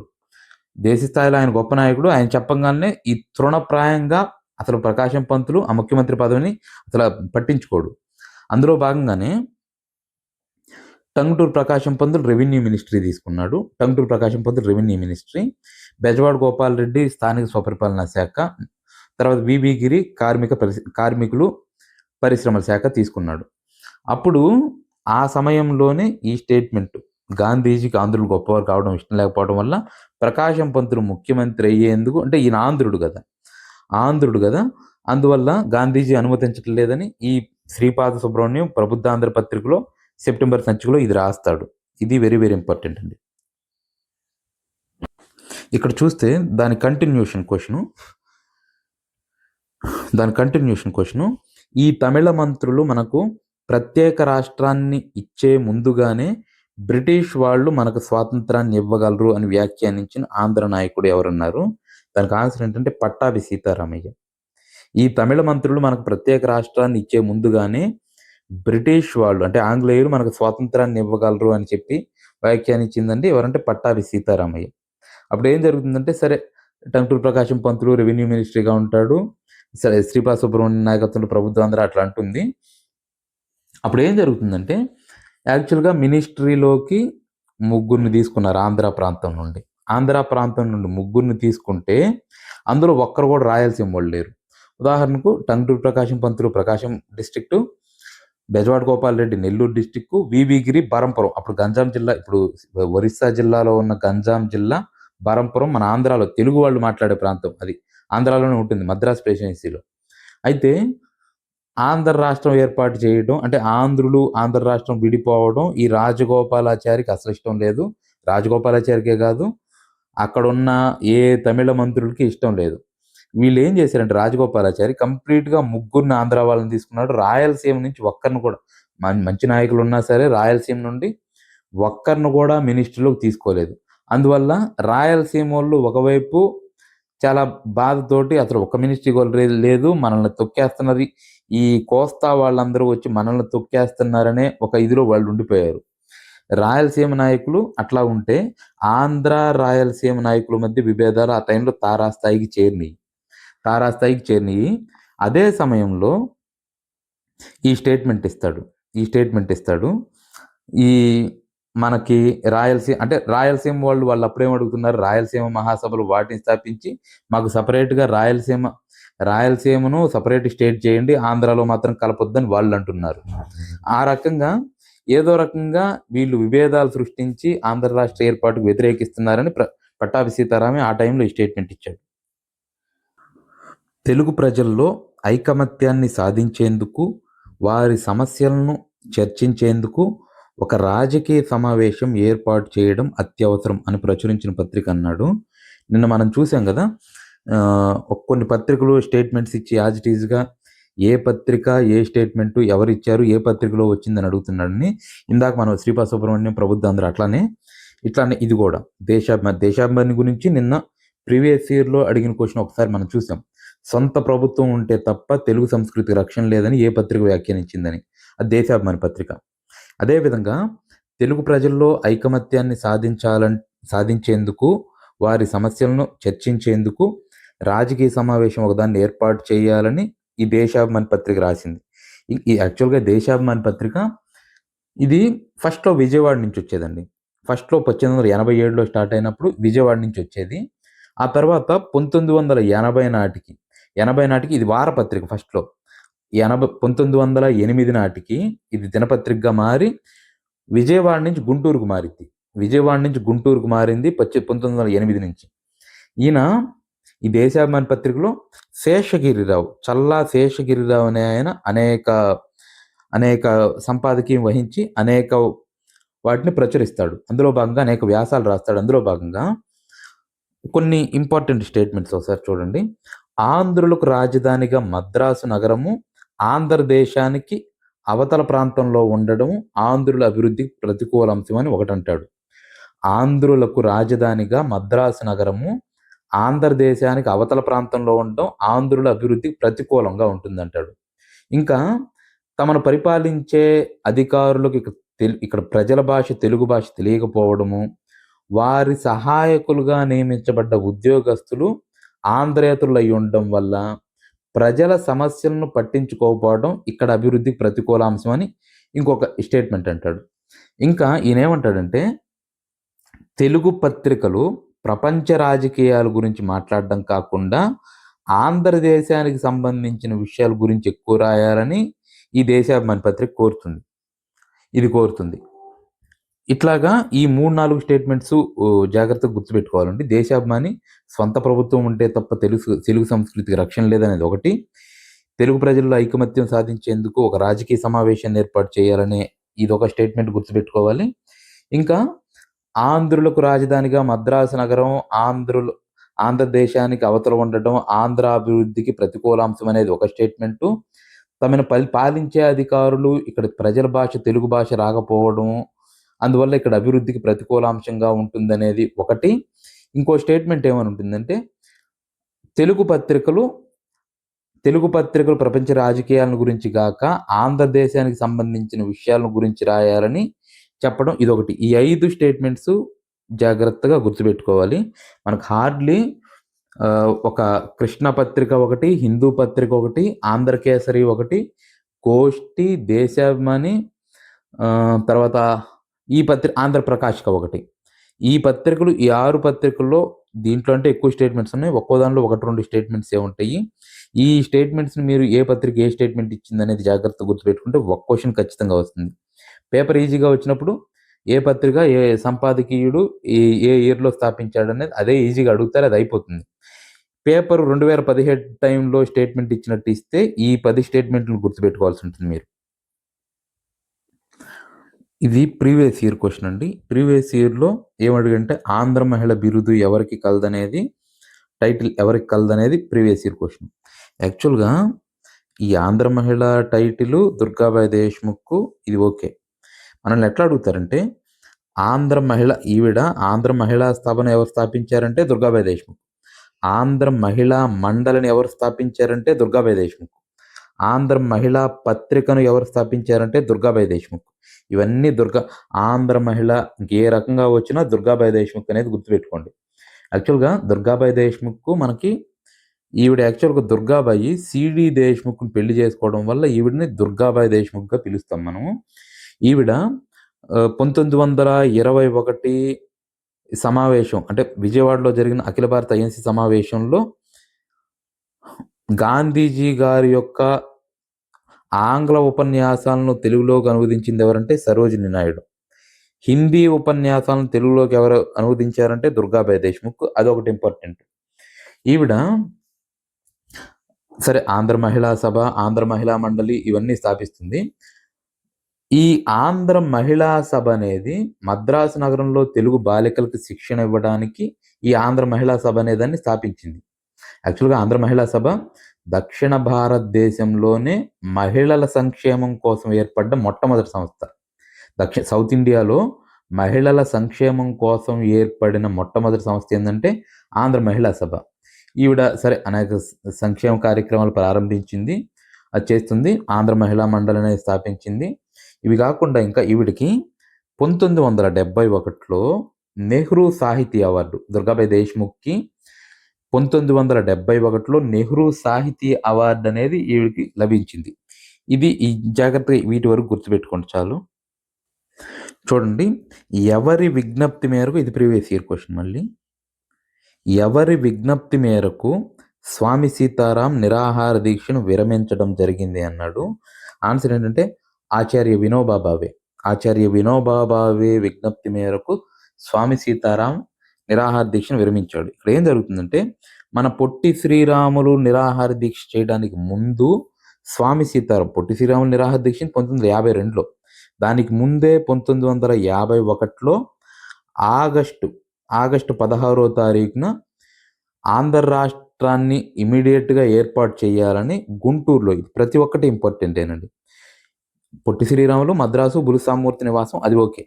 స్వామి సీతారాము ఈయన్నే గొల్లపూడి సీతారామ శాస్త్రి అంటారు. గొల్లపూడి సీతారామ శాస్త్రి ఆగస్టు 16వ తారీఖు 1951 గుంటూరులో నిరాహార దీక్ష చేపట్టాడు. అయితే ఆ టైంలో నెహ్రూ ఏం చేస్తాడంటే, నెహ్రూ ఆచార్య వినోబా భావేకి చెప్తాడు. యాక్చువల్‌గా గొల్లపూడి సీతారామ శాస్త్రి ఆచార్య వినోబా భావేని గురువుగా ఈయన భావిస్తుంటాడు. అందువల్ల ఈ ఆచార్య వినోబా భావేని పంపిస్తాడు. ఆయన ఆంధ్ర రాష్ట్రాన్ని త్వరలో ఏర్పాటు చేస్తామని నెహ్రూ గారు చెప్పమన్నారని చెప్తాడు. అది చెప్తాడు. ఈ స్వామి సీతారాము ఆగస్టు 16 నుండి అంటే 35 రోజులు నిరాహార దీక్ష అండి ఇది. 35 రోజులు నిరాహార దీక్ష చేసిన తర్వాత సెప్టెంబర్ 20వ తారీఖున ఈ నిరాహార దీక్షను విరమించుకుంటాడు. ఆ తర్వాత అయినప్పటికీ ఆంధ్ర రాష్ట్రం ఏర్పాటవ్వదు. ఆ తర్వాత మాత్రమే ఈ పొట్టి శ్రీరాములు నిరాహార దీక్ష చేస్తాడు. నీలం సంజీవరెడ్డి గారి గురించి క్రింది అంశాలను పరిశీలించమన్నాడు. ఇక్కడ జాగ్రత్తగా చూడండి. సరికాని వాక్యాలని అడిగాడు. అంటే తప్పులే ఉన్నాయో ఇక్కడ మనం పెట్టాల్సి ఉంటుంది. 1951 ఆంధ్ర ప్రాంత కాంగ్రెస్ అధ్యక్ష పదవికి ఎన్జి రంగాతో పోటీపడి ఓడిపోయాడన్నాడు. ఇది తప్పు. జవహర్లాల్ నెహ్రూ ప్రభుత్వంలో ఉక్కు గనుల శాఖ మంత్రి పనిచేశారన్నారు. ఈ స్టేట్మెంటు తప్పే. తర్వాత అనంతపురం గురించి ఇక్కడ పెన్నా నదిలో ప్రవహిస్తున్నది నీరు కాదు ఇసుక అని పేర్కొన్నాడన్నాడు. ఈ స్టేట్మెంట్ కరెక్ట్. అనంతపురం గురించి ఇక్కడ పెన్నా నదిలో ప్రవహిస్తుంది నీరు కాదు ఇసుక అన్నాడు. ఈ స్టేట్మెంట్ కరెక్టే. తర్వాత నీలం సంజీవరెడ్డి పేరిట శ్రీశైలం ప్రాజెక్టుకు నీలం సంజీవరెడ్డి సాగర్ ప్రాజెక్ట్ అనే పేరు పెట్టారన్నారు. ఈ స్టేట్మెంట్ కరెక్టే. ఈ రెండు స్టేట్మెంట్లు తప్పు కాబట్టి సరికాని అడిగాడు కాబట్టి ఆన్సర్ ఇది అవుతుంది. సరికాని అడిగాడు. ఒకసారి ఇది చూస్తే ఈయన 1951లో ఆంధ్ర పిసిసి అధ్యక్ష పదవికి ఎన్జి రంగాతో పోటీ పడి ఎన్జి రంగా మీద గెలిచాడు. ఎన్జి రంగాను ఓడించాడు. ఈయన గెలిచాడు. పిసిసి ఎన్నికల్లో ఈయన గెలిచాడు. యాక్చువల్గా నీలం సంజీవరెడ్డి గురించి ఇది ఆంధ్రాలో అనేక పదవులు ఇంకా ఈయన చేసినన్ని పదవులు ఇంకెవరు చేయలేదు ఆంధ్రాలో. లోక్సభ స్పీకర్గా చేశాడు, రాష్ట్రపతిగా చేశాడు, ఆంధ్ర రాష్ట్రానికి ముఖ్యమంత్రిగా చేశాడు, సెంట్రల్ క్యాబినెట్లో మినిస్ట్రీగా చేశాడు, పిసిసి అధ్యక్షుడిగా చేశాడు, ఇంకా రకరకాలు. ఈయన యాక్చువల్గా ఆంధ్ర రాష్ట్రానికి సంబంధించి ఉప ముఖ్యమంత్రిగా పనిచేశాడు. టంగుటూరి ప్రకాశం హయాంలో చేశాడు, బెజవాడ గోపాలరెడ్డి హయాంలో ఉప ముఖ్యమంత్రిగా పదవి చేశాడు. ఆ తర్వాత 1949, 51 ఆ ప్రాంతంలో టోటల్ మద్రాసు రాష్ట్రం మొత్తం మీద మంత్రివర్గంలో చేశాడు. ఇదొకటి. తర్వాత 53, 55లో టంగుటూరి ప్రకాశం పంతులు బెజవాడ గోపాలరెడ్డి హయాంలో ఉప ముఖ్యమంత్రి పదవి చేశాడు. ఆ తర్వాత 1956లో మనకి పెద్ద మనుషుల ఒప్పందం జరిగింది. ఆ పెద్ద మనుషుల ఒప్పందంలో ఆంధ్ర తరపున ఈయన పాల్గొన్నాడు. అది. ఆ తర్వాత ఆంధ్రప్రదేశ్ ఏర్పడిన తర్వాత 1956 నవంబర్ 1 ఆంధ్రప్రదేశ్ ఏర్పడిన తర్వాత ఆంధ్రప్రదేశ్ రాష్ట్రానికి మొట్టమొదటి ముఖ్యమంత్రి ఎవరంటే నీలం సంజీవరెడ్డి. ఇది. సరే తర్వాత మళ్ళీ 1960లో ఏఐసిసి అంటే కాంగ్రెస్ పార్టీకి సంబంధించి ఇది అత్యున్నత హోదా. అంటే పార్టీ పరంగా హెడ్. దానికి ముఖ్యమంత్రి పదవికి రాజీనామా చేసి ఈయన ఏఐసిసి హెడ్ అధ్యక్షుడిగా పదవి బాధ్యతలు తీసుకున్నాడు. ఇదొకటి. సరే తర్వాత 1960 నాటికి ఆంధ్రాలో ఎలక్షన్స్ వస్తాయి. ఎలక్షన్స్‌లో గట్టిగా పోటీ ఇవ్వాలి కాబట్టి కమ్యూనిస్టులకి ఈయన్ని మళ్ళీ ముఖ్యమంత్రిగా నియమించారు. దామోదరం సంజీవన్ని మళ్ళీ ఏఐసిసి ప్రెసిడెంట్‌ని చేసి ఈయన్ని మళ్ళీ ముఖ్యమంత్రిగా నియమించారు. మళ్ళీ ఆంధ్ర రాష్ట్రంలో ఈయన గెలిచి ముఖ్యమంత్రి అయ్యాడు. ఇది. తరువాత ఈయన ఇంకా చేసిన పదవులు ఇక్కడ చూడండి. జవహర్లాల్ నెహ్రూ ప్రభుత్వంలో ఉక్కు గనుల శాఖ మంత్రిగా పనిచేశాడన్నాం కదా. యాక్చువల్గా ఈయన ఉక్కు గనుల శాఖ మంత్రిగా పనిచేశాడు కానీ ఇది జవహర్లాల్ నెహ్రూ పీరియడ్ కాదు. 1964 వరకు ఈయన ఆంధ్ర రాష్ట్రానికి ముఖ్యమంత్రిగా ఉన్న తర్వాత ఈయన ముఖ్యమంత్రి పదవి దిగిపోయిన తర్వాత డ్యూ టు సుప్రీంకోర్టు ఈ కర్నూలు ప్రైవేటు బస్ రూట్ జాతీయకరణ చెల్లదని సుప్రీంకోర్టు చెప్పింది. అందులో భాగంగానే దానికి నైతిక బాధ్యత వహిస్తూ నీలం సంజీవరెడ్డి రాజీనామా చేశాడు. అందులో భాగంగా జాతీయ రాజకీయాల్లోకి వెళ్ళాడు. జాతీయ రాజకీయాల్లోకి వెళ్ళిన తర్వాత లాల్ బహదూర్ శాస్త్రి పీరియడ్ అండి. 64 నుంచి 66 వరకు భారతదేశానికి ప్రధానమంత్రి ఎవరంటే లాల్ బహదూర్ శాస్త్రి. లాల్ బహదూర్ శాస్త్రి ప్రభుత్వంలో ఉక్కు గనుల శాఖ మంత్రిగా పనిచేశాడు. ఉక్కు గనుల శాఖ మంత్రి. ఆ తర్వాత ఇందిరాగాంధీ మంత్రివర్గంలో కూడా పనిచేశాడు. ఆ తర్వాత 1967లో లోక్సభకు హిందూపూర్ ఎంపీగా ఎన్నికయ్యాడు. హిందూపూర్ ఎంపీగా ఎన్నికయ్యి స్పీకర్ పదవి చేశాడు. స్పీకర్ పదవి చేసేటప్పుడు లోక్సభ సభాపతి నిష్పక్షపాతంగా ఉండాలనే ఉద్దేశంతో లోక్సభ స్పీకర్ కాగానే కాంగ్రెస్ సభ్యత్వానికి రాజీనామా చేశాడు. ఇట్లా సభాపతిగా ఎంపికైన తర్వాత రాజీనామా చేసిన మొదటి సభాపతి ఎవరంటే ఈయనే. ఆ తర్వాత ఈయన స్పీకర్ పదవిని చేస్తున్న తర్వాత 1969లో ఆ స్పీకర్ పదవికి రాజీనామా చేసి రాష్ట్రపతి పదవి, ప్రెసిడెంట్ పదవికి పోటీ పడ్డాడు. వివి గిరి చేతిలో ఓడిపోయాడు. దానికి సరే కొన్ని పాలిటిక్స్ ఉన్నాయి ఆ టైంలో, అది పక్కన పెట్టేస్తే వివి గిరి ఇండిపెండెంట్ అభ్యర్థిగా పోటీ చేసి కాంగ్రెస్ పార్టీ అభ్యర్థిగా, ఈవెన్ కాంగ్రెస్ పార్టీలో ఉన్నా సరే, కాంగ్రెస్ పార్టీకి భారీ మెజారిటీ ఉన్నా సరే వివి గిరి ఇండిపెండెంట్ అభ్యర్థిగా పోటీ చేసి గెలిచాడు. అది ఒకటి. సరే, తర్వాత 1977లో ఎమర్జెన్సీ విధించిన తర్వాత జనతా పార్టీ అత్యధిక సీట్లు గెలుచుకుంటుంది. కాంగ్రెస్ పార్టీ పరాజయం పాలైంది.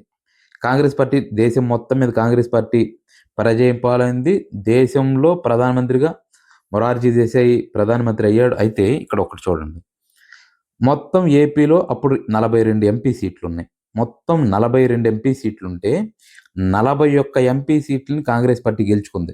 42కు గాను 41 కాంగ్రెస్ పార్టీ గెలుచుకుంటే మిగతా ఒక్క స్థానం ఈ నీలం సంజీవ రెడ్డి జనతా పార్టీ తరపున పోటీ చేసి గెలిచాడు. ఈ ఒక్క సీట్ని జనతా పార్టీ తరపున పోటీ చేసి నీలం సంజీవ రెడ్డి ఒక్క సీట్ని గెలిచాడు.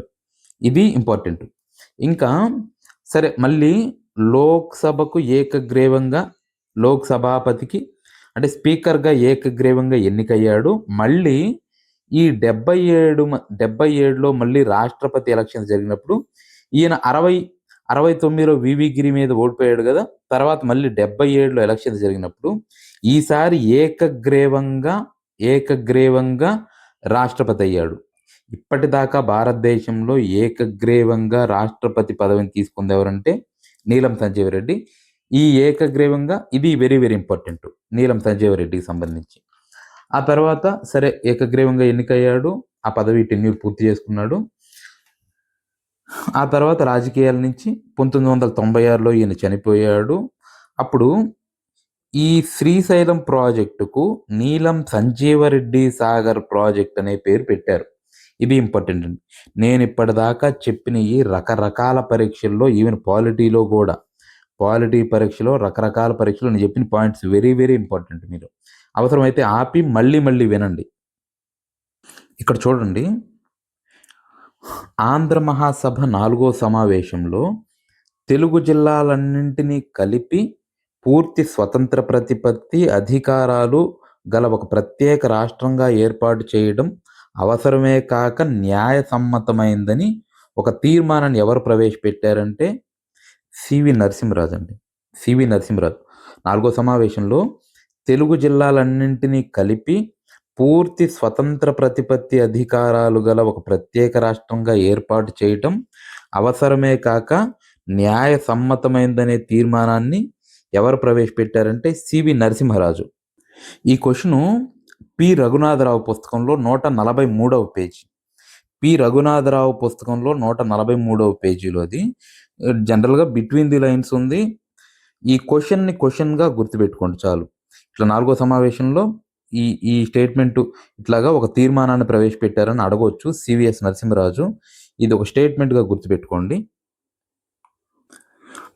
5వ ఆంధ్ర మహాసభ సమావేశంలో ప్రత్యేక ఆంధ్ర రాష్ట్ర తీర్మానాన్ని ఓడించాలని ఒక వ్యతిరేక వర్గం నిర్ణయించింది. దీనికి కారణం 740 మంది ప్రతినిధుల్లో 480 మంది దాదాపుగా నెల్లూరు జిల్లాకు చెందిన వాళ్ళు. వ్యతిరేకతను ఎదుర్కొనుటకు ఓటింగ్ జిల్లాల వారీగా జరగాలని, ఒక్కొక్క జిల్లాకు ఒక ఓటు అనుమతించాలని ఎవరు ప్రతిపాదన పెట్టారన్నాడు. దానికి ఆన్సర్ ఏంటంటే గాడిచర్ల హరిసర్వోత్తమరావు అండి. గాడిచర్ల హరిసర్వోత్తమరావు. ఇది ఇంపార్టెంట్ క్వశ్చన్ లెక్క బాగా. ఇక్కడ ఏం జరుగుతుందంటే మనకు తెలుసు, 5వ ఆంధ్ర మహాసభ సమావేశం నెల్లూరులో జరుగుతుంది. కొండా వెంకటప్పయ్య దానికి అధ్యక్షుడు. ఒంగోలు వెంకటరంగయ్య ఏమో దానికి ఆహ్వాన సంఘానికి అధ్యక్షుడు. ఆ టైంలో పరిస్థితులు ఎట్లా ఉన్నాయో ఒకసారి చూస్తే అభిప్రాయ భేదాలు అప్పటికి కోస్తాంధ్ర రాయలసీమ వాళ్ళ మధ్య అభిప్రాయ భేదాలు ఉన్నాయి. అయితే ఫస్ట్ నుంచి నెల్లూరోళ్ళు రాయలసీమ ప్రతినిధులు అత్యధిక సంఖ్యాకులు ప్రత్యేక ఆంధ్ర రాష్ట్రానికి వాళ్ళు అనుకూలంగా లేరు ఫస్ట్ నుంచి. కారణం ఏంటంటే నెల్లూరు వాళ్లకు కానీ రాయలసీమ వాళ్ళకు కానీ మద్రాసు పక్కనే ఉంటుంది. మద్రాసు నగరం మీద మోజు ఎక్కువ, అంటే విపరీతం ఇష్టం. అయితే రాయలసీమలో రాజకీయ నాయకత్వం అంతా తమిళ చేతిలో ఉండేది. దానికి కారణం ఏంటంటే అప్పుడు తమిళనాడు నుంచి ఆంధ్రదేశానికి వచ్చిన వాళ్ళు కొంతమంది, వాళ్ళు ఆర్థికంగా విద్యాపరంగా బలంగా ఉండేవాళ్ళు. ఉదాహరణకు చూస్తే గుత్తిలో అనంతపురం గుత్తికి చెందిన కేశవ పిల్లయ్య అనే ఆయన, ఏకాంబరయ్యరు ఏమో నంద్యాలకు చెందిన ఏకాంబరయ్యరు, ఇట్లాంటి వాళ్ళ నాయకులు కొంతమంది వాళ్ళు మద్రాసు నగరం మీద వాళ్ళ హక్కు పోతుందని వాళ్ళు వ్యతిరేకంగా ఉండేవాళ్ళు. అయితే ఈ గాడిచెర్ల హరిసర్వోత్తమరావు మాత్రం ఆయన రాజమండ్రి కళాశాలలో చదువుకున్నాడు. తర్వాత విజయవాడలో స్వరాజ్య పత్రిక స్థాపించాడు.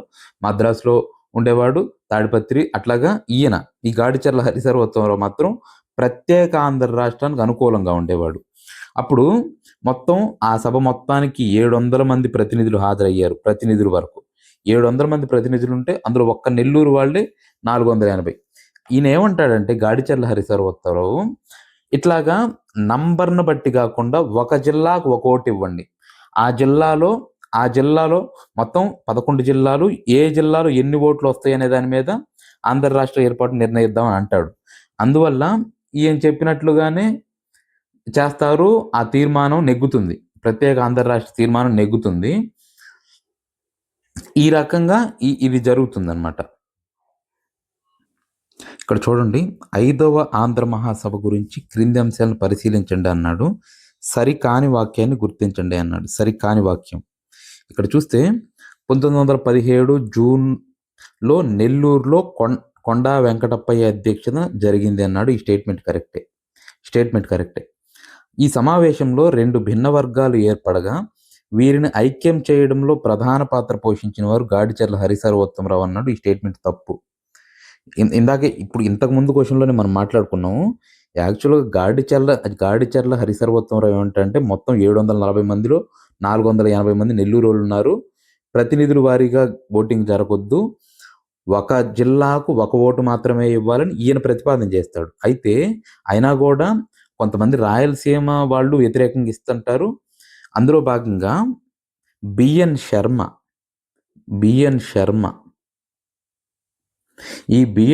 గారు అటు రాయలసీమ వాళ్ళని, ఇటు సీమాంధ్ర వాళ్ళని, ఇటు ఆంధ్ర వాళ్ళని కలిపి వాళ్ళ మధ్య ఉన్న పొరపచ్చాలను తీసేసి వాళ్ళని ఏకం చేసి ఆంధ్ర రాష్ట్ర తీర్మానం నెగ్గే విధంగా చేస్తాడు. దానికి బిఎన్ శర్మ చేస్తాడు. ఆ విధంగా బిఎన్ శర్మ.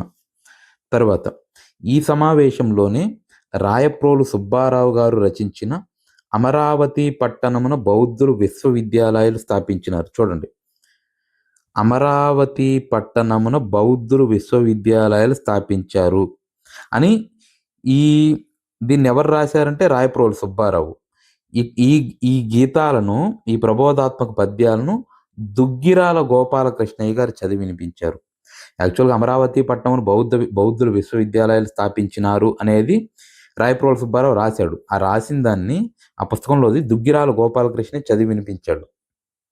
ఇది తర్వాత అది కరెక్టే. తర్వాత ఈ సభకు అభినవ భీముడిగా ప్రఖ్యాతిగాంచిన కోడి రామమూర్తి గారు హాజరయ్యి ఆంధ్ర రాష్ట్రం కావాలనే కోరికను సమర్థిస్తూ హిందీ, తెలుగు భాషల్లో అనర్గళంగా జనరంజకంగా ప్రసంగించారన్నాడు. ఈ స్టేట్మెంట్ కరెక్టే. ఇవన్నీ 5వ సమావేశంలో జరిగినాయి. ఇవి జాగ్రత్తగా గుర్తుపెట్టుకోండి. ఇవి మనకి ఆ బిఏ హిస్టరీ కోటిరెడ్డి బుక్ అని చెప్తాను, తెలుగు అకాడమీది, బిఏ హిస్టరీ వాళ్ళది. ఈ పుస్తకంలో నుంచి డైరెక్ట్గా తీసుకున్నాను నేను.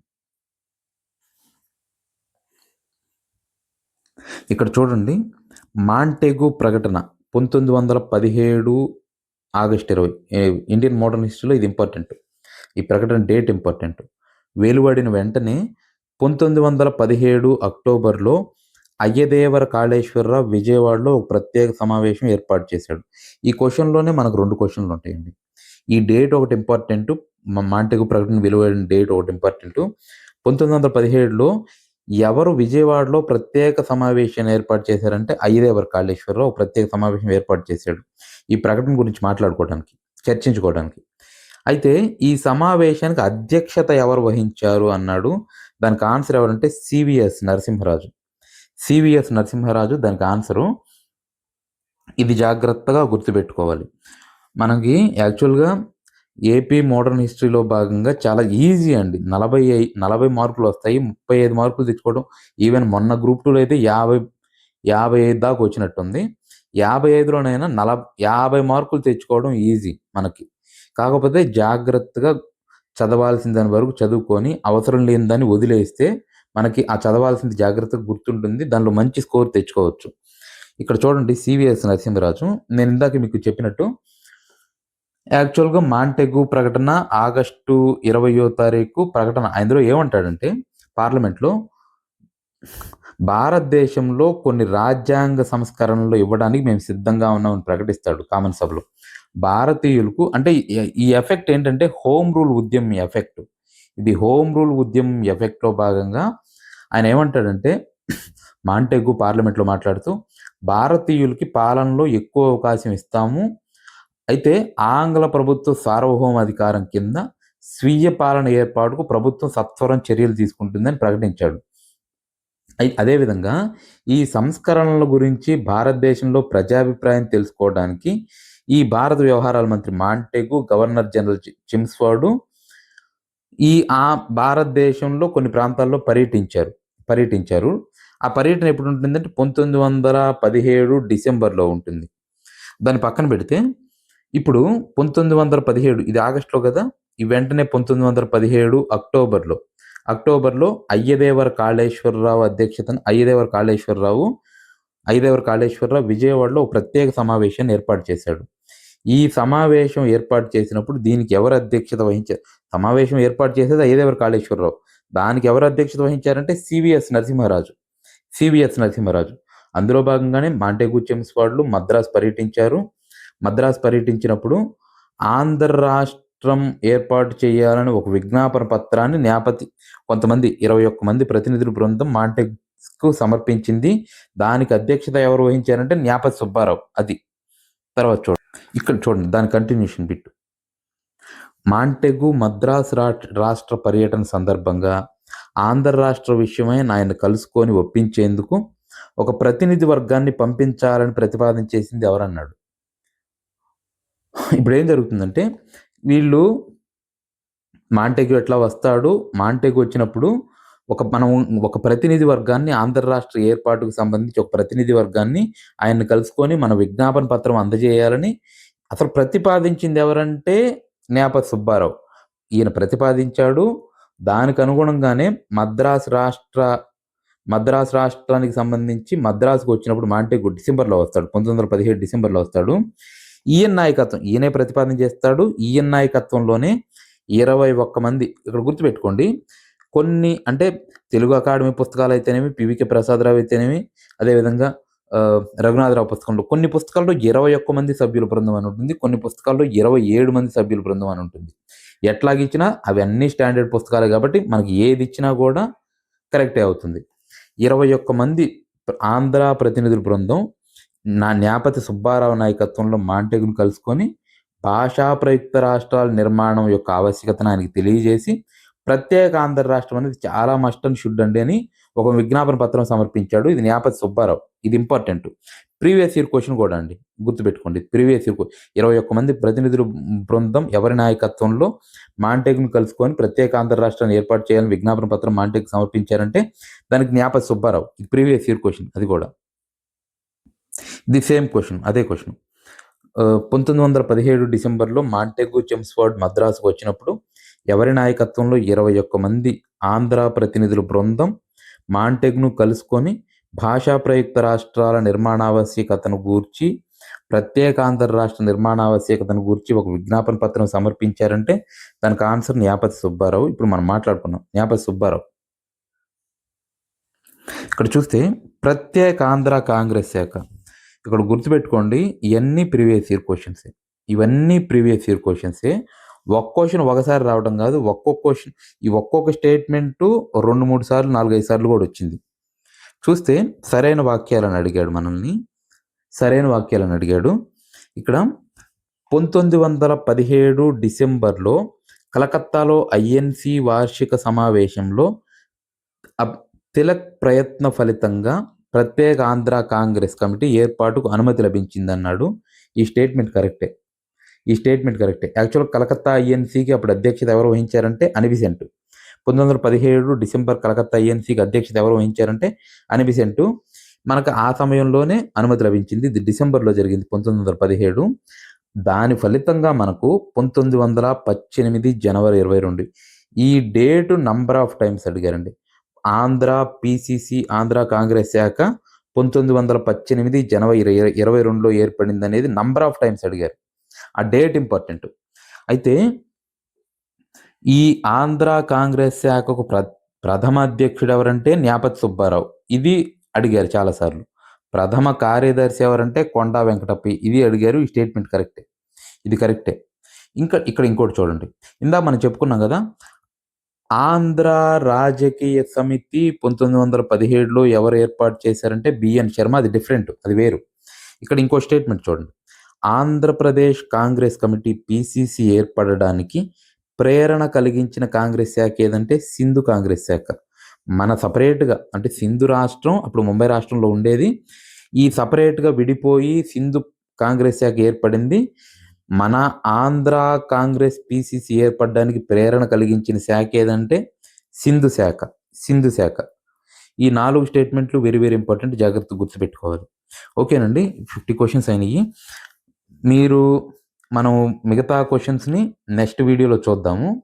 అది టెస్ట్ 2లో ఉంటుంది. ఇది టెస్ట్ 1 కంప్లీట్గా. టెస్ట్ 1 ఈ 2 వీడియోలు టెస్ట్ 1కు సంబంధించి. టెస్ట్ 2కు సంబంధించిన వీడియోస్ మనం ఇంకొక నెక్స్ట్ పార్ట్లో చూద్దాము. అవి కూడా టెస్ట్ 2 కూడా ఒక 2 భాగాలుగా చేసుకుందాం మనం. ఎవరైతే ఈ ఫస్ట్ పార్ట్ ఎవరైతే చూడని వాళ్ళు ఈ రెండో పార్ట్ చూడండి. మీకు 8 క్వశ్చన్స్, ఇప్పుడు యూనిట్ 4 నుంచి 8 క్వశ్చన్స్ మనం పెట్టగలం.